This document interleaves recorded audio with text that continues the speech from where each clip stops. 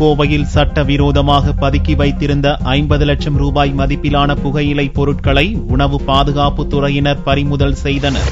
கோவை சொக்கப்புதூர் பகுதியில் அரசால் தடை செய்யப்பட்ட புகையிலை பொருட்கள் பதுக்கி வைக்கப்பட்டிருப்பதாக வணிக வரித்துறை அதிகாரிகளுக்கு தகவல் கிடைத்தது. சொக்கப்புதூர் சண்முகா நகர் பகுதியில் உள்ள தங்கவேல் என்பவருக்கு சொந்தமான குடோனில் வணிக வரித்துறை மற்றும் உணவு பாதுகாப்புத்துறை அதிகாரிகள் அதிரடி சோதனை செய்தனர். சோதனையின் போது பான்பராக், குட்கா போன்றவை மூட்டை மூட்டையாக அடைத்து வைக்கப்பட்டிருந்தது தெரியவந்தது.